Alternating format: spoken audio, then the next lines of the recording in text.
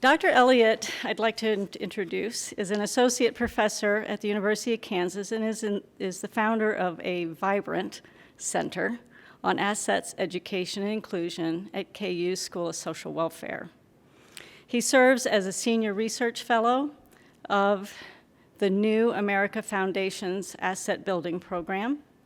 He is a member of the advisory board for the initiative to develop a human needs index at the Center on Philanthropy at Indiana University, and is a consultant at the Federal Reserve Board of Boston. Our School of Social Work's Human Rights and Diversity Committee invited Dr. Elliott to deliver the inaugural Brad Sheafor Lecture because he is well respected in his work in the field of children's savings and college matriculation and success, which aligns closely to our values as an institution. The university, the college, and the school all are so proud to be the academic home of so many first-generation students.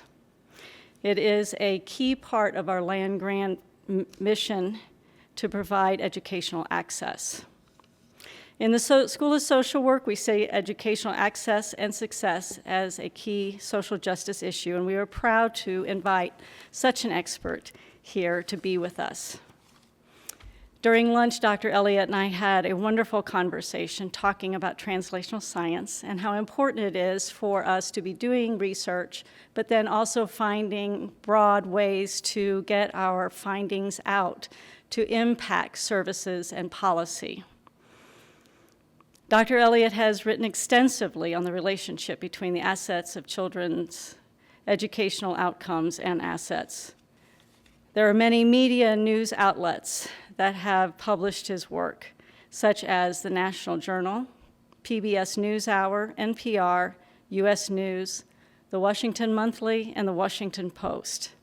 His research has served as the impetus for the children's savings account programs and policies across the United States, such as the Kindergarten to College in San Francisco, college savings accounts in Ohio, the American Dream Accounts Act that was recently introduced into Congress.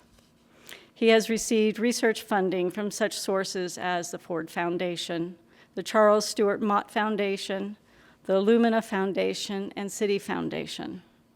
Today, we are honored to have Dr. Elliott here to speak today on social work assets, building for education. Please help me welcome Dr. Elliott.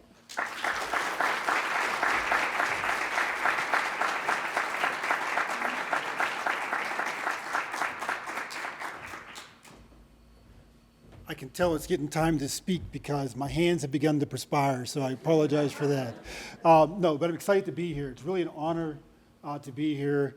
Dr. Sheafor's done so much for social work at large, and more than that, he's a good person. I know that just from the limited conversations we've had. It's been an honor to talk to you and really to be here. I thank Malcolm Scott for being a great host. He's provided all along, I had no questions that weren't answered. Everything's run really smoothly. He's given me his cell phone and made sure that everything that I needed was taken care of, and so I appreciate that. I would ask you to monitor my time so we have some time for questions and answers, because I also tend to go on and on, so you're going to want to cut me off at some point here. Please help me with that. So I'm going to sort of quickly talk about this. I think this is a really important concept about transformational social work, right? And the idea about transformational social work in my mind is that we shouldn't just ask questions for the sake of knowledge, right? I mean, and this is odd for me because as an undergrad, I was a philosophy major. And you tend to just sit around and think about things all day long, right? But in social work, we're supposed to be about creating interventions and solutions to problems, right? We ask questions and then we provide solutions.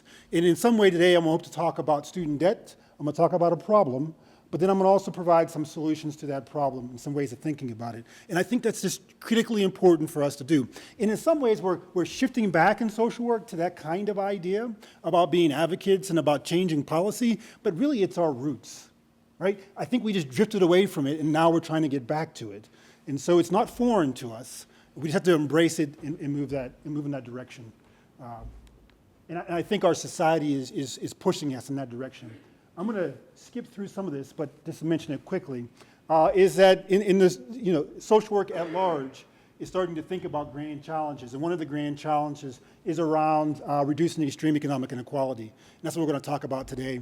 I was actually a part of the committee or group that wrote the report on the reduced extreme economic inequality for this SSWR. So this is getting somewhat to the beginning of my talk and what I really want to talk about. And I think it's really important to understand student debt, to understand access, to understand education, and higher education within our society. And it's different. I go to, I go all kind of places and talk about it. And in some places, you hear about what they're doing in Sweden and all over the world. But we're unique in some ways. And one way is we really believe in effort and ability, right? We believe that effort and ability should determine one's outcomes in life. And because we believe that's kind of shaped our social welfare system in some ways. We don't want a system in which we just give people handouts, right? We want to make them work for it. And one way they work for it in our system is through education. And so we have this belief that higher education is the great equalizer in society. But it's questionable to what degree it's lived up to that. But certainly it has that as a focus in a core. And so we don't provide other social welfare services like other countries do in the level we do, because we believe we provide this robust education system from early on all the way through higher education increasingly. So I think it's important to understand that context and understand the importance of higher education within our system and why it must function in an equitable way. Right? If we are going to have a social welfare system that largely is dependent upon higher education must reduce inequality, right? Getting a degree, getting education must lead to better outcomes in order for our system to function properly. All right. And I kind of jumped ahead to that. So one of the questions that's been guiding student debt research for a long period of time is this question here. Is a child who attends college and graduates with student debt better off than if they did not attend college at all? And the types of questions you ask are very important for the kinds of answers you get, right? And this sets the question up in such a way that our focus is around, is someone who has debt and goes to college better off than a high school student who doesn't go to college, right? And I submit to you that in most cases, on average, I'm a researcher, so we always say on average, right? That's the case. That if you go to college, even if you accumulate debt, on average, you'll be better off than someone who didn't go to college. I'll get more into that in a little bit. And there's some stats here. We do a lot of looking at lifetime earnings, and I think there's some problems and issues around that we can discuss in a little bit. So the current focus suggests how people pay for college does not matter. It only matters that they have the money to pay for it. In economic terms, economists might talk about credit constraints. What students face ultimately is credit constraints. So what we do is we give them greater access to credit, and we solve the problem of having to pay for college. Because if you're low income, you can't access credit in the same ways that higher income people can access the credit system and loans for college and in general in life. I think this is the wrong focus, in a limited focus about financial aid. And as we begin to talk about this, we'll think about financial aid much more broadly. That focuses on just that just-in-time kind of approach. When someone turns 18, do they have enough money to pay for college, right? Is that kind of mindset and that kind of focus. And I don't think that that's going to work in the 21st century.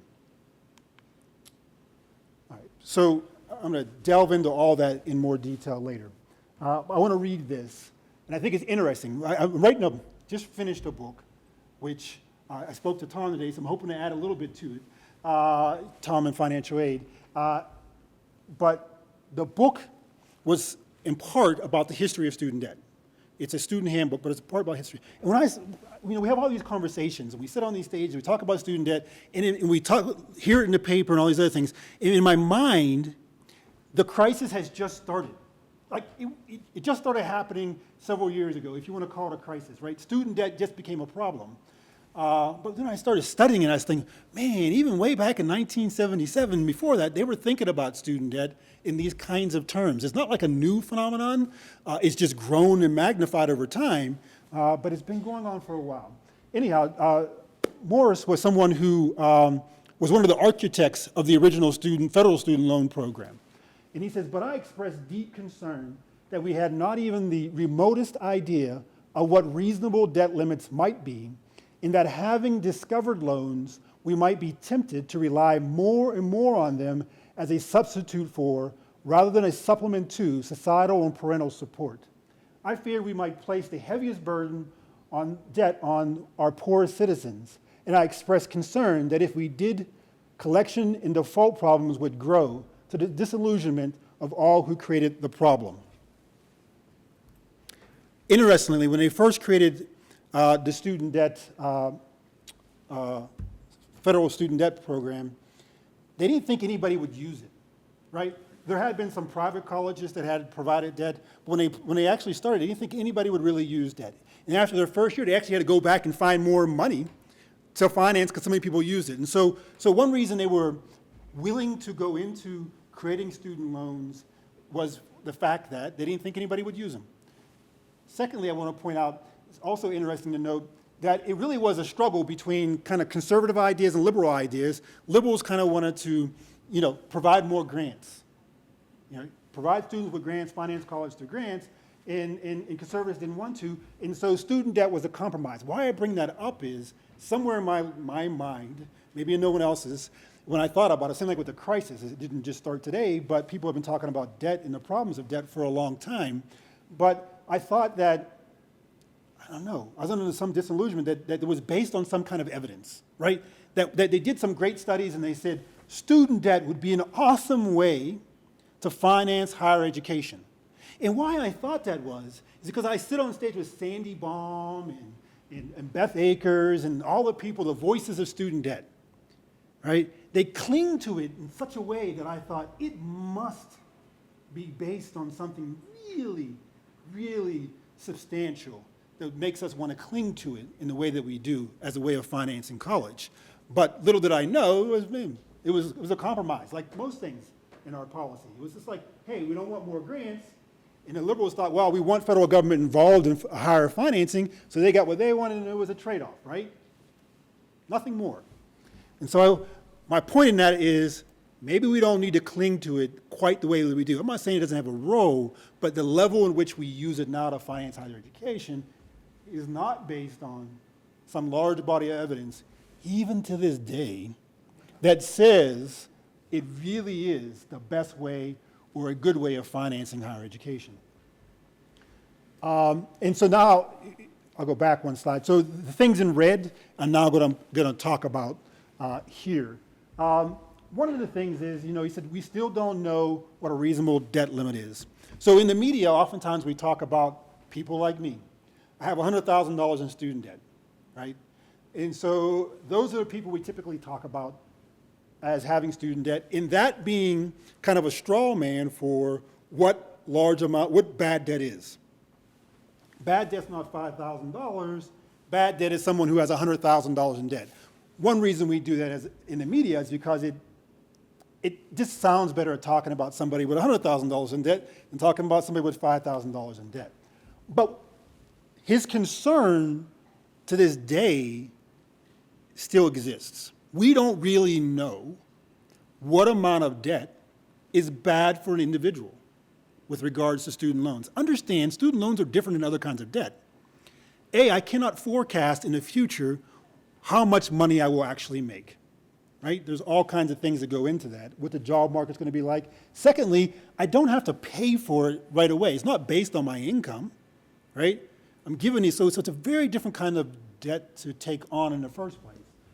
But we don't understand, and this is work from the Federal Reserve Bank in New York that shows that even students with $5,000 in debt, they default on quite a regular basis. And so it's not just about the amount of debt you have, it's just about having debt. And this comes out in research in a number of different areas. This is one specific study, but in a number of areas we find that, hey, it's not all the time about the amount, just having the debt. Now, you might ask, why might that be? I think part of it is just psychology, right? The best way I can explain it is consumer confidence. Let's think about it in those terms, right? People invest money when they feel confident as consumers. So they have this whole index about consumer confidence and these kinds. It's the same kind of thing in your own individual life.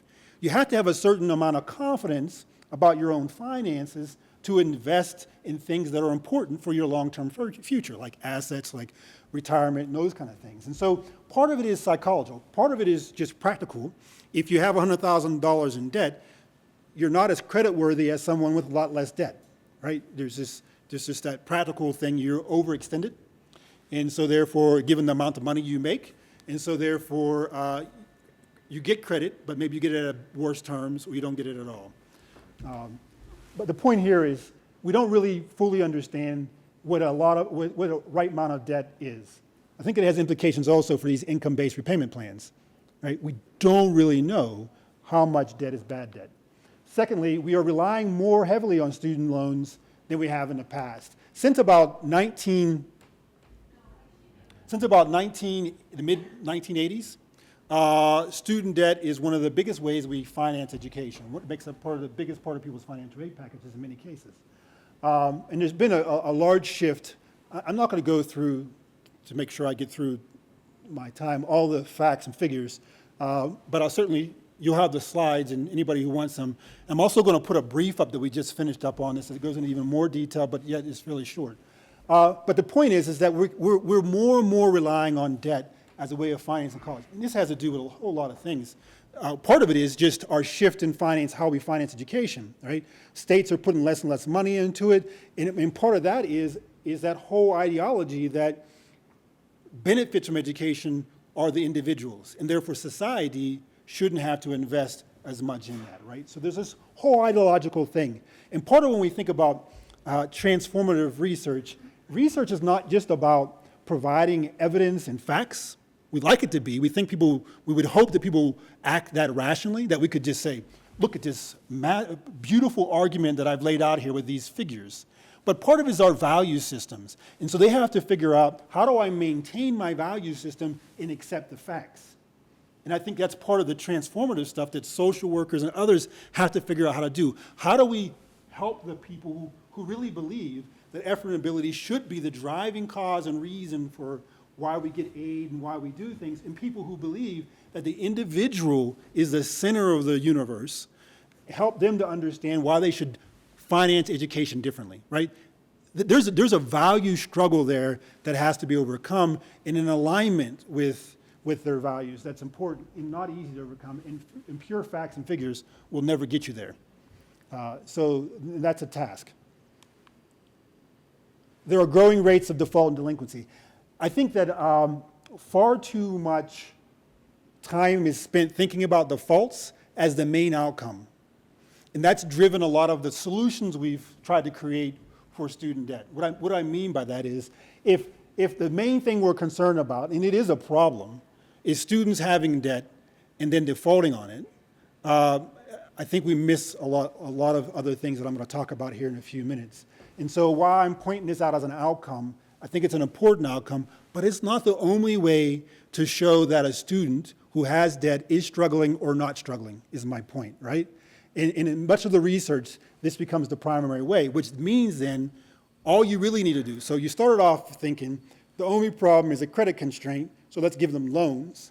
Then they get on the other end of the cycle, they've graduated, and we think the real problem here is keeping them from defaulting, right? And I'm telling you, I think that's wrong on both ends and creates a number of problems. And so we see here that the default rates are growing, and it's affecting even older families. Typically, when you think about defaults and student loans, you think about young people just getting out of college, but for a number of reasons, much older individuals are also struggling with debt, either taking on their kids' debt, or they're going back to schools themselves, but a growing population of older Americans are struggling with student debt as well, and defaulting. And we're taking their Social Security and stuff because of defaulting. I mean, we're doing all kinds of crazy things. It's kind of interesting. Students from lower income households are more likely to default, along with students of color. Not something that should be striking or surprising to you in some ways, because they have many more hurdles to overcome in the first place. All right, so in the end, we end up treating symptoms, not the underlying problem. I'm just going to put this up here. And I think, so let me read this one. I think I have a color. Well, this 9.5 years after leaving school, the 2005 cohort has paid down only 38% of its original student debt.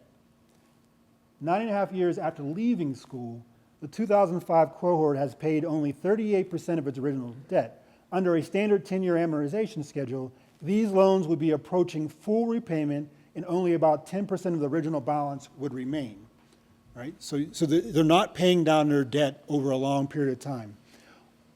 Of high balance borrowers, 22% have student loan balances higher in 2014 than they did in 2009, even without ever falling into severe delinquency or default, right? They're not paying down their debt, and their debt is growing over time for a large number of individuals. The average time it takes to repay student loans grew from about 7 years in 1992 to a little more than 13 years in 2010. And I would suggest to you that, so some of the solutions that fight the symptoms, what I call symptoms, right? Symptom of student debt, default. So we create a solution, income-based repayment, forbearance. I partake in all of these at some point in my life, right? But I say they're treating the symptom and not the core issue, and they're masking the larger problems. So while one of the things that happens in income-based repayment plans, typically, now I know it's somewhat different for social workers, but in general, on average, is that extends the period of time they had to pay back their loans, right? So now they're taking more and more time to pay back loans. And this really doesn't even capture that, because in the last couple years, we really started to emphasize these types of programs. And so larger and larger numbers of people are now going into income-based repayment plans and other kinds of plans that extend the period of time that it takes for them to pay back loans. And so I think the data on these are slow to come out from the Department of Education, but as it comes out, we'll see this number jump exponentially over time, right? The amount of time it's taking people to pay back these loans. And even when they pay back your loans, I was in the military, so I have $100,000 in debt. Before that, I had $40,000 in debt, and I went into the military to pay that off, right? And one way they pay it off is they pay it off in chunks. So you go into the military thinking, I want to pay back my student loans. You can't be an officer because it's only provided to people who enlist who aren't officers. So you go in as an enlisted person, which means you make far less money, right? Which is kind of odd, because you have to have a degree to be to be an officer, but they don't have an income, they don't have a payback plan for those people. And then when they finally pay it back off, it's a big chunk. They paid off like $20,000 and then another $20,000, which means then you're hit with the taxes on that, even though you're not making any money as a corporal. You know that, right? You're not making any money as a corporal. You really aren't. They give you room and board and they let you fight for your country. Right?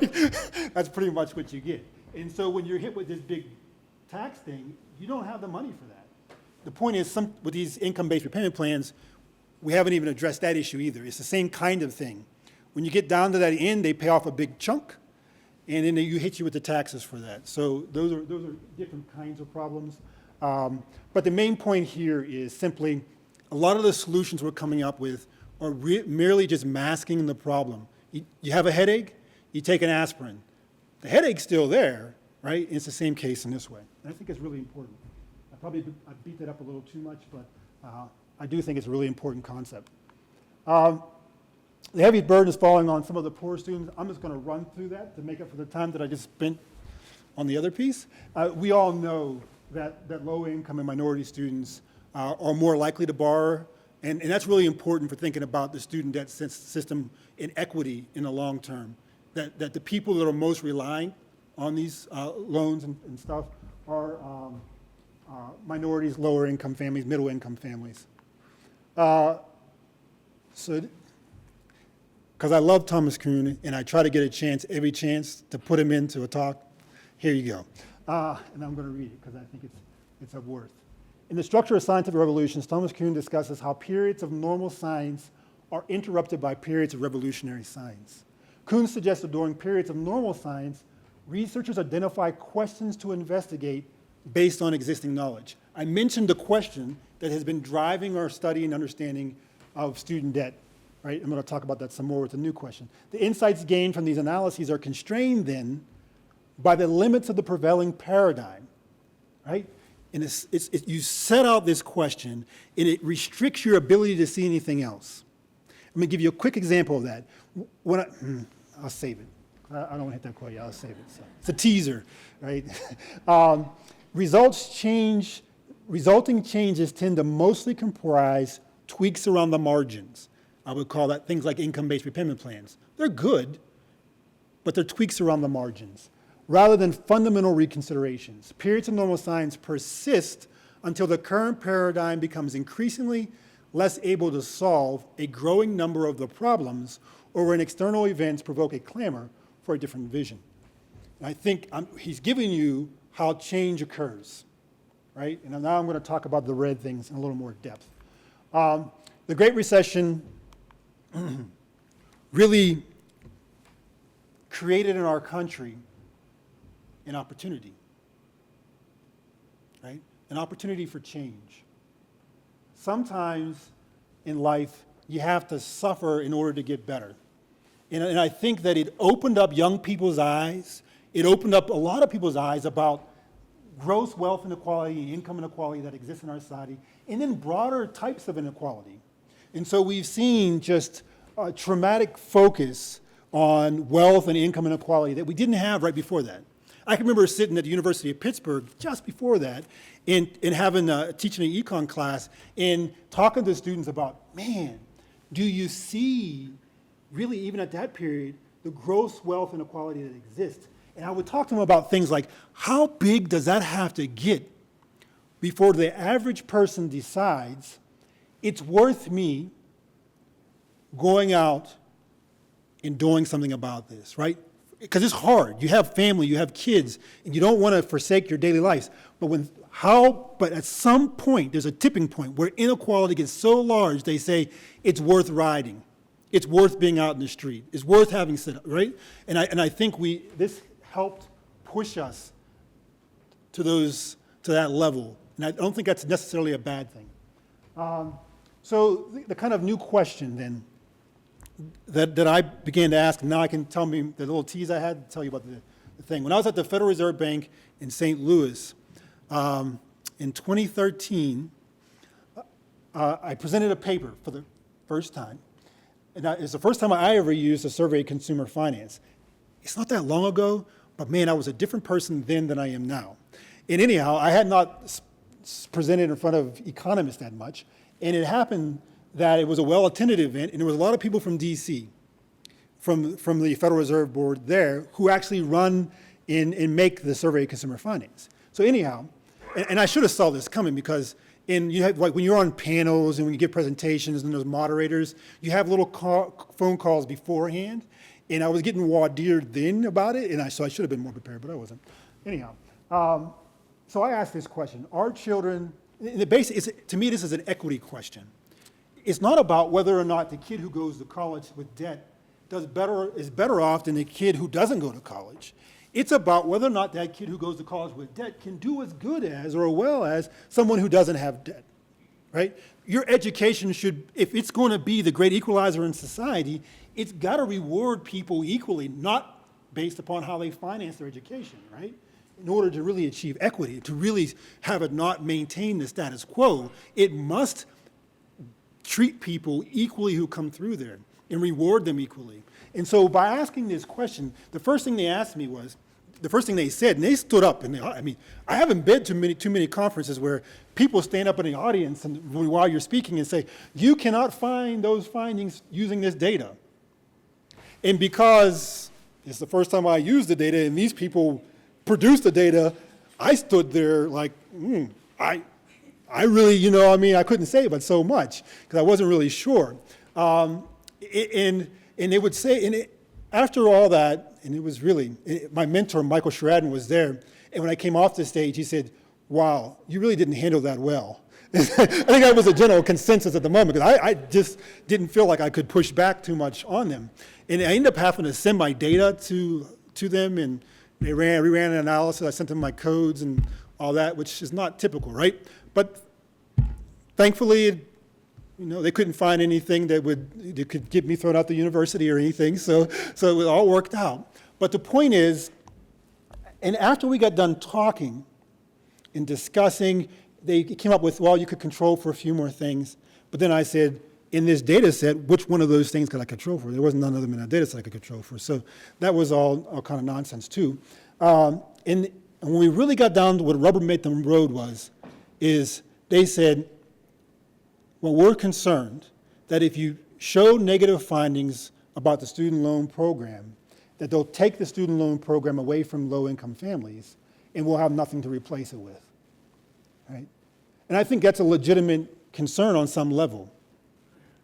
But I don't think it's a reason for maintaining a system that's building inequality into that system. The very system that's supposed to be the equalizer in our society. And I don't think that's acceptable.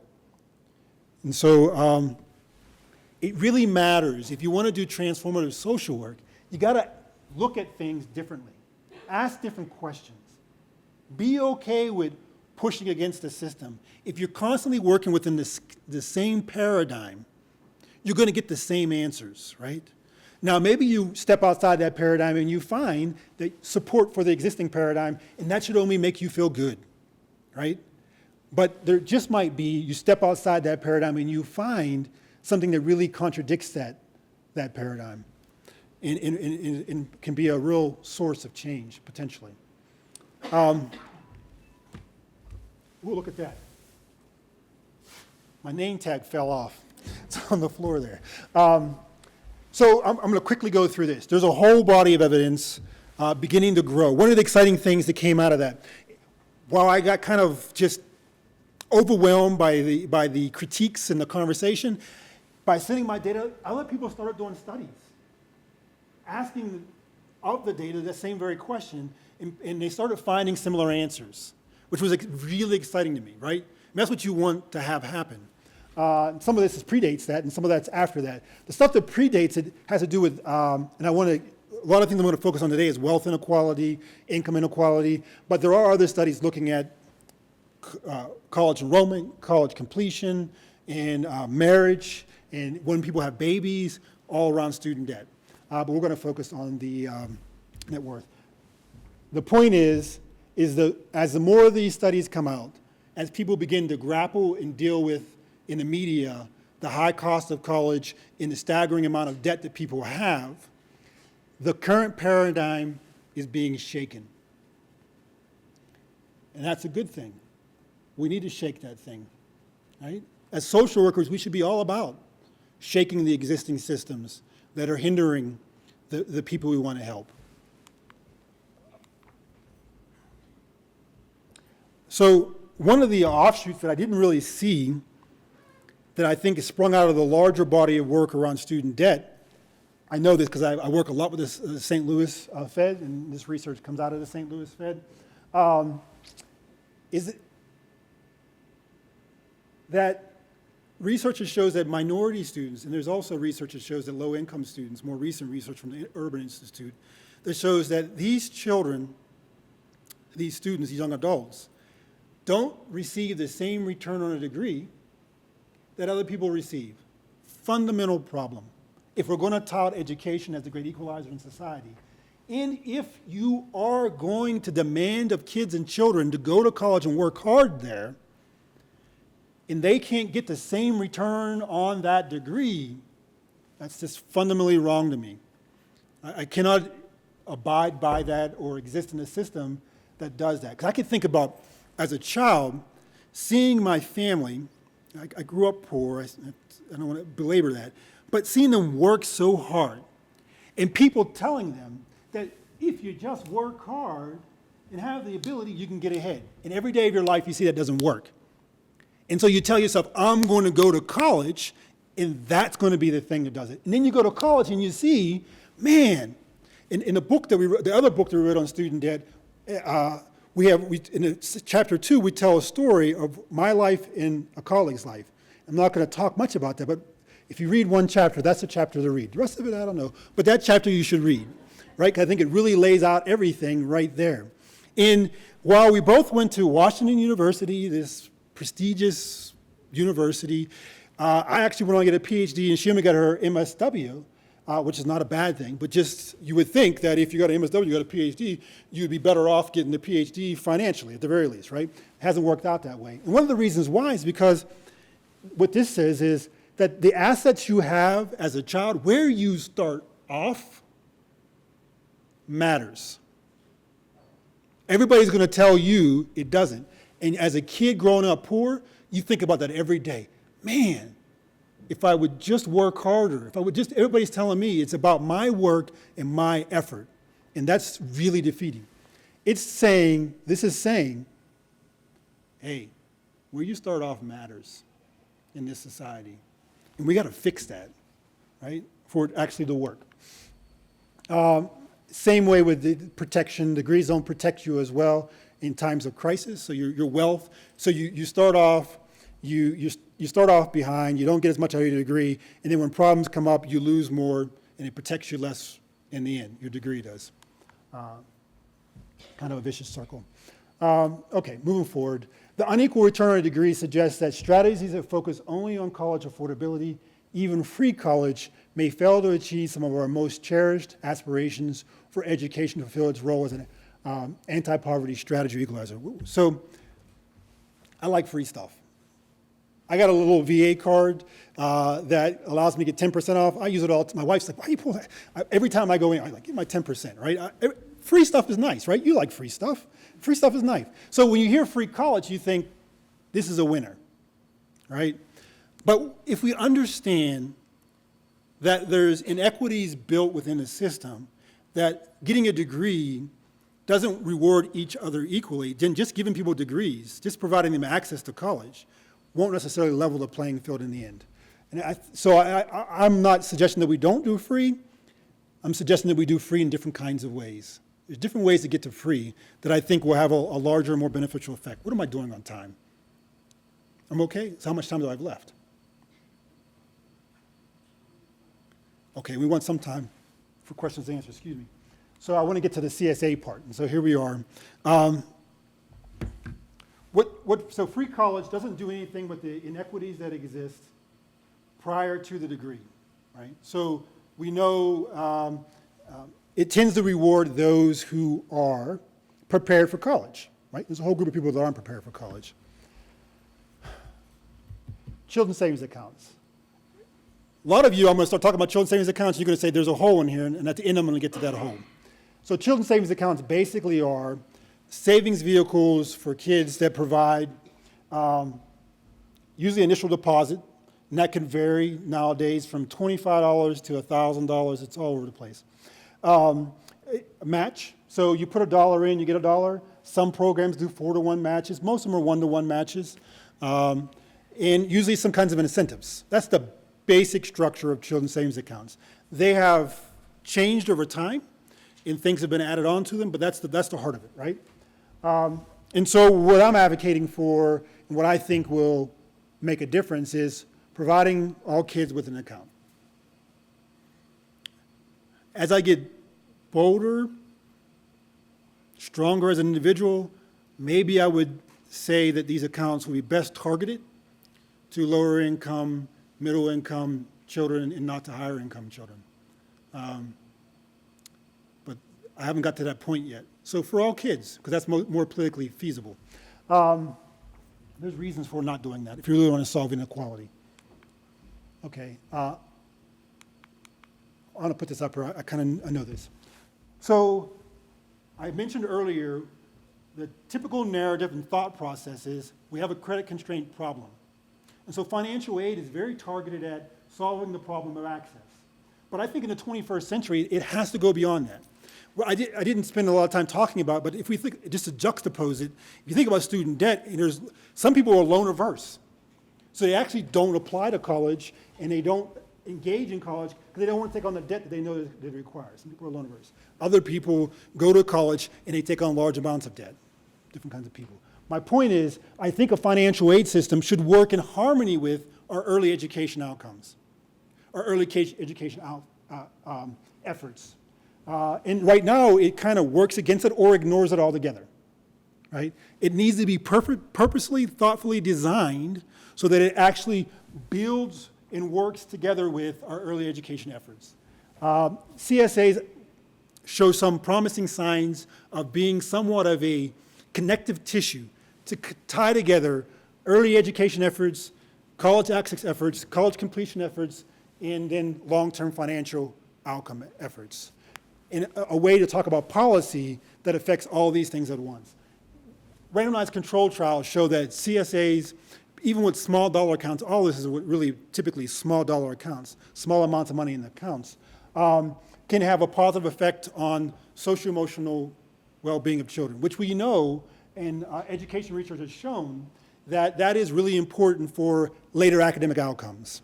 So since CSA is a relatively new thing, last 10 years, a lot of the kids in the programs are reaching age 7, 8, because a lot of them start at birth. And so these kids are very young at these points. So the randomized control trials are on young kids around age 4. That's what we have data on right now. And it improves social emotional well-being. It improves maternal depression. So mothers do better. It also improves parent expectations about their kids' educational outcomes in the duration of those expectations. They have positive expectations longer than other people. And this is all, I keep mentioning randomized control trial, that's kind of the gold standard of data, right, and of analysis. Some of the other points are on secondary data analysis, so they're correlational studies using secondary data analysis, but it has positive effects on college access and completion. But the important thing to think about is really thinking about financial aid in a way that affects all these different areas. And I think is really, really, really important. There's also evidence that shows that people who start saving early have more diversified asset portfolios later in life, which means they invest in stocks, they buy houses more often, right? So they're more likely to diversify their asset portfolio if they're connected to financial institutions, have savings early on. I think it's important when we start thinking about the return on a degree. One of the things we must do is strengthen ultimately the return on a degree for everyone. And so I think that's a vital piece of it. Now, yeah, I'll stop there with that. I think this is something that the CSA field hasn't wrestled with enough, and I think this is the thing that you might be thinking about right now. Who's going to save enough money to go to college, right? Now, one thing is we start really early. They usually start at birth or in kindergarten, so you have a long time to accumulate assets. But still, it's going to be hard for someone to actually save for college. And one of the first questions that we had to kind of prove in the CSA field was that poor people can save. I'm going to make that time, no worries. But what we found is, yes, they can save, which people didn't believe they could, but they do and can save, but they can only save small amounts of money, right?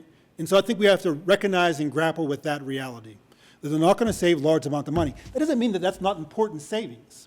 So a lot of times we look at savings the way we look at it for you or I, somebody who's middle class or whatever else. It's not about how much money they put in. It's the active saving being connected to those financial institutions that's really important for the kinds of outcomes they achieve. So just the active saving, even though they're not saving up for college, is really important.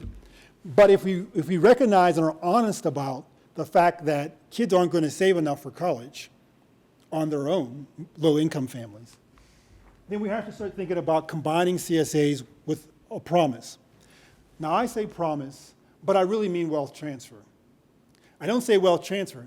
I always do, because I say promise, and I say I don't say wealth. Because in academic worlds, we've kind of lost the ability to talk about wealth transfers. It's like, oh, no, that's evil. You can't talk about it. Don't say it. Oh, even in the CSA field, people are like, don't talk about wealth transfers. Don't tie us to that.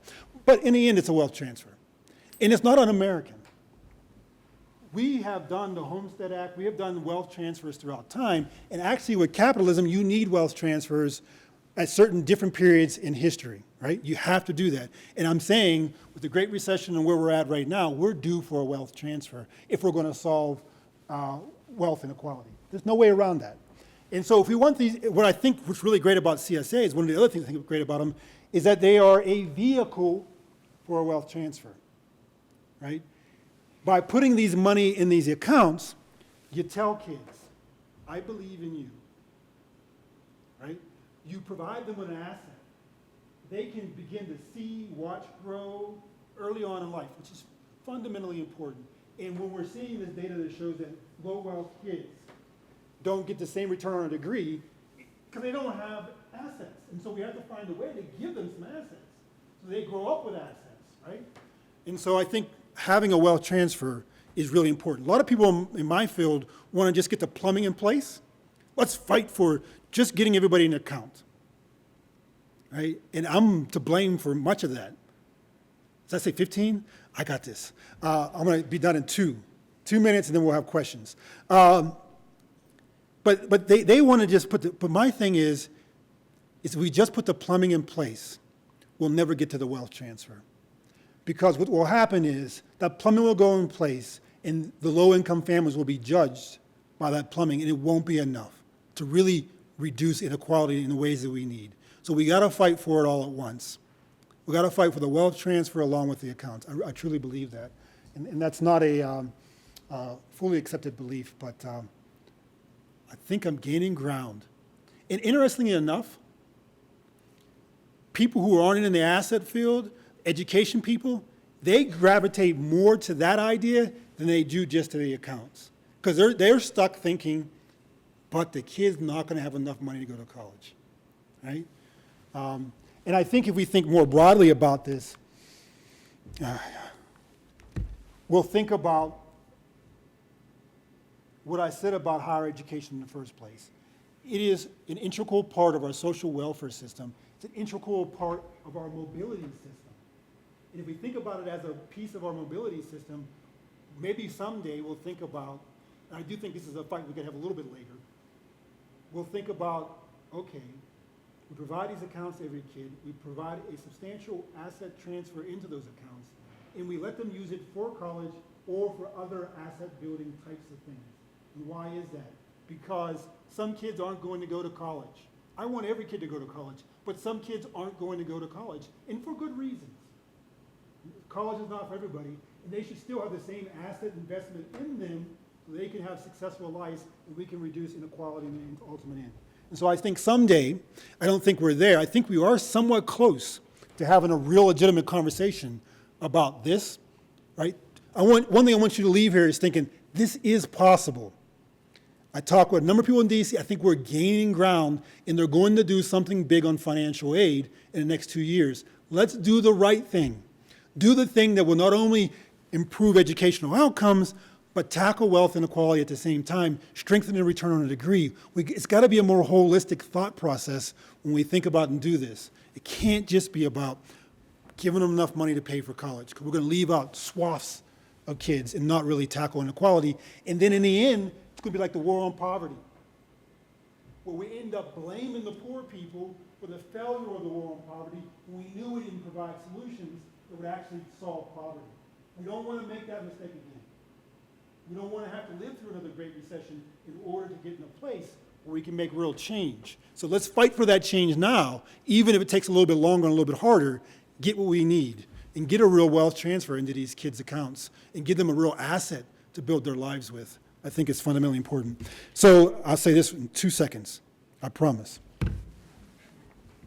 I've told you a long-term solution to solving the debt problem, but I'm not unrealistic about there's a short-term problem as well. And though this is not a popular statement, bailout in of itself, even though we do it graciously and without little effort for banks, let's do it for these low-income kids. Because if you knew anything about like Washington University, where I went in 2008, they actually purposefully gave low-income kids worse financial aid packages, making them rely more on debt, purposely did things like that. So student debt is not, the student debt system, and there's Sally Mae and all kinds of other, you can go on for here for a bit. I won't. But so a bailout, we can do a bailout, and we don't fall into moral hazards like people are afraid, because if we put the long-term solution in place. They won't need a bailout in the future because we're providing them, in a sense, with free college by providing them with a real wealth transfer so they can pay for college. So we won't have to continue to do bailouts. And so maybe a bailout, even if it's targeted, and there's evidence to show that a targeted bailout would do a far more to reduce wealth inequality than giving somebody like me a bailout, quite frankly. I don't have to have a bailout at this point in my life. But for other people, we could do a lot of good and really reduce wealth inequality by having a bailout. And a bailout is not a moral hazard if we have a long-term solution, so we're not relying on debt in the ways that we are now in the long run. I'll stop there so we can have maybe, I don't know, are we doing questions? Okay. Sorry.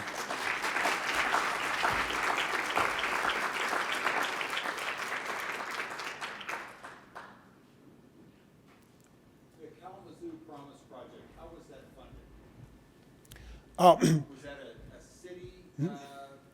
There was a individual family, group of families, that provided the money. Same thing like in Maine, there's a statewide CSA program. They put $500 in every kid's account, and the all-fund shoe company provides the money, so every kid gets an account at birth, $500 in an account. My point, so, but then like in California, it's done by the city.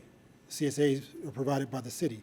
So there's different models for funding it, and some of these are private foundations. Pittsburgh Promise is the hospital there largely provided the money to begin that promise. Yes, please. So which corporate interests are lobbying most against the idea of wealth transfer? All kinds of them. I don't know, can limit that. But this is what I talked about, being able to make an argument that fits with people's values. Because why can't we talk about wealth transfer? It's because we've lost kind of that battle. I say, and I'm going to say it this way, liberals have lost that battle. And so conservatives have been able to taint that in a way. I'm painting in broad strokes here. I always say I voted Republican in some cases. I'm not against conservatives. It's not that. But it's just an easy way of painting the picture. So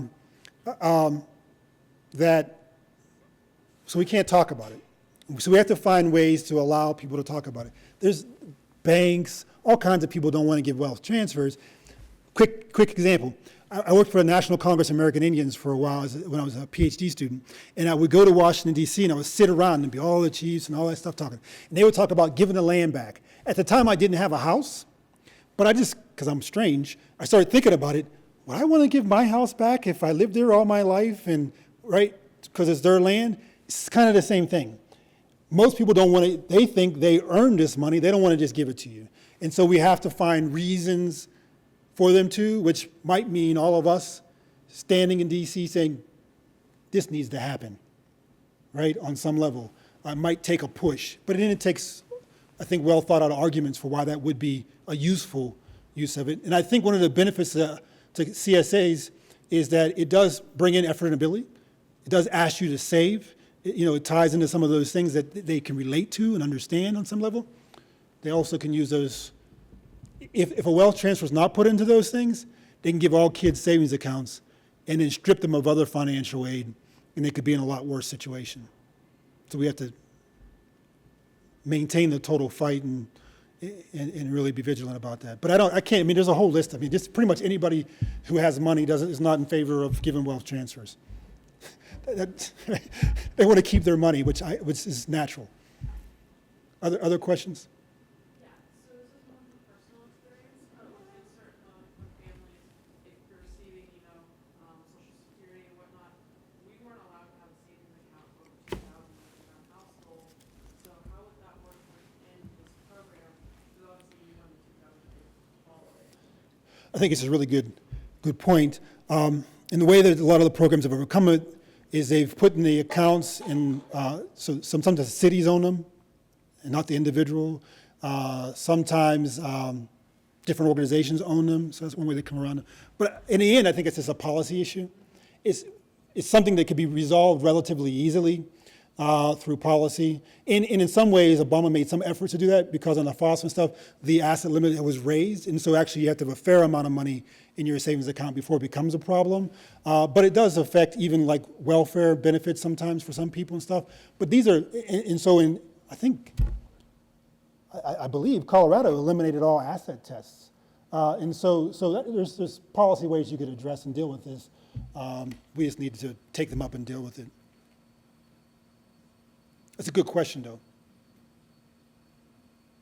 Other questions?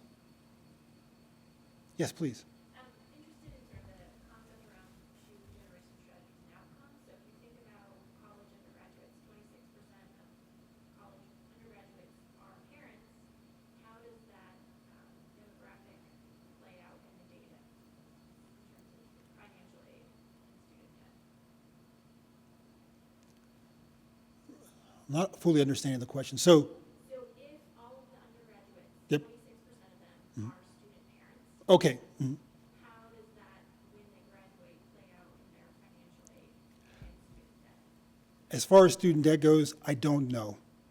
I can't think of studies that have been specifically done on that population. Usually they're just lumped in, and largely because data limitations and things like that, and probably just because people like me haven't thought to really ask that question, and probably should. And maybe because we think that if you address the whole system, they would also, right, if we did student debt differently, then they would also be benefited along with everybody else. But I think it's a good question, something I'll look at. But I don't know, maybe somebody else knows of studies specifically on that issue. But I think it is. And actually, non-traditional students make up a large portion of people who actually go to college. So it is a real issue. I can't imagine they do well, because they usually don't on most other characteristics, when you deal with them.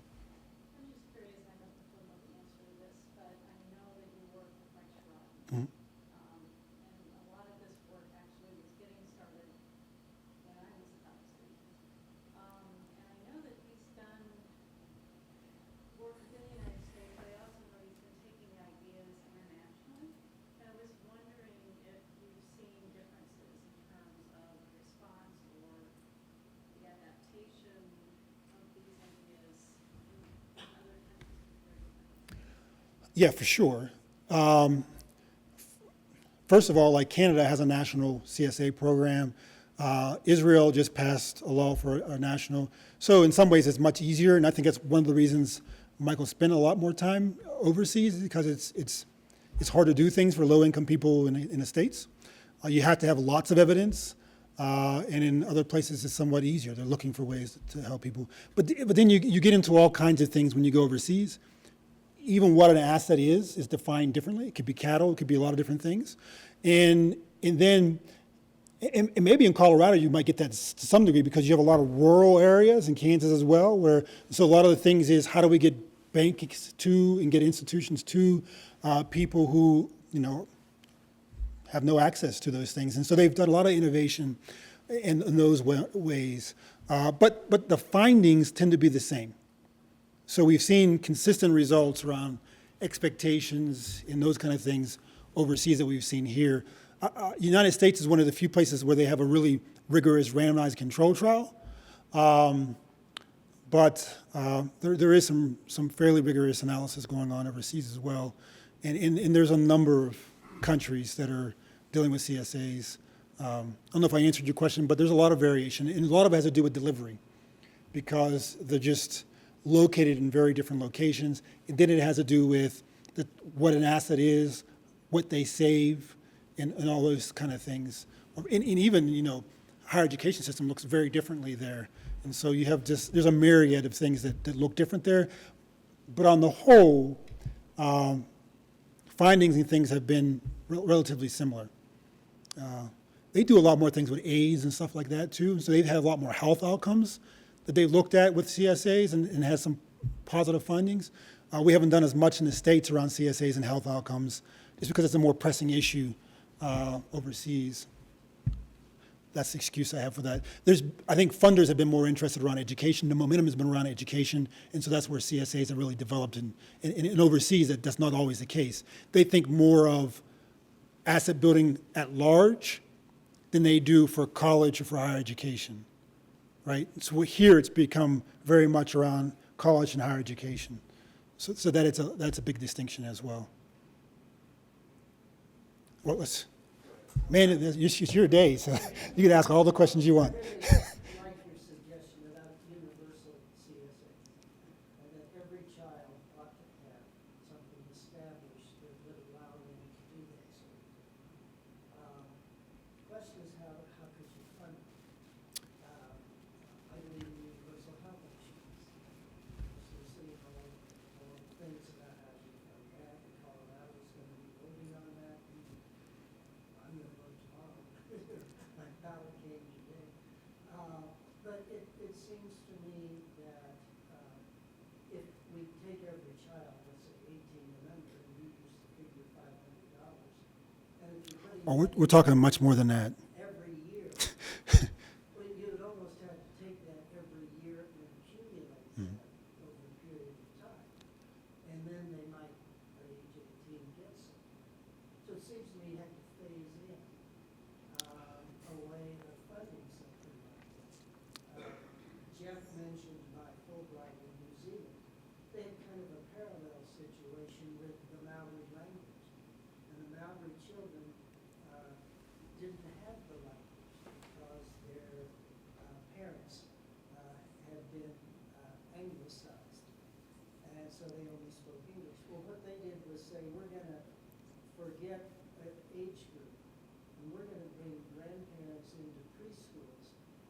The grandparents knew Maori language. The preschoolers were then taught the Maori language, and said, we're going to forget this population in the middle. And so I'm thinking if you're funding something like this in a parallel way, you might start with the preschoolers and start their funds. And we might have to say, there's this age group that this isn't going to apply to, but these others are going to accumulate over time. Well, so the last point's a good point. So first of all, let me scare you with some numbers. So some people from Duke, they were talking about child trust funds, which is slightly different than a CSA because it's about bonds, providing kids with bonds. I think CSA is a much better way to go because of all the evidence we have, some of the other effects that goes along with that, and really connected. But beside that, the cost would be the same. And they were talking about putting $20,000 investment to $80,000, right? So much more than $500 into those accounts. But in the end, it's only like an $80 billion investment. I say only. We spend like 70-some billion dollars every year on student debt, right? Spend your money differently. Put Pell Grants into the accounts early on. We could fund it. That's really not an issue.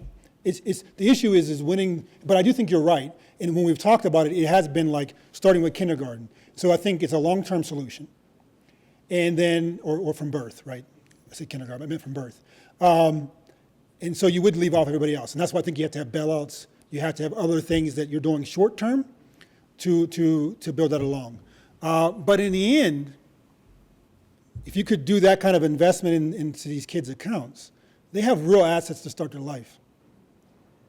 Fundamentally reshaping what effort and ability means, providing them with a real opportunity. You know, they don't start off in debt. They start off with a substantial amount of money.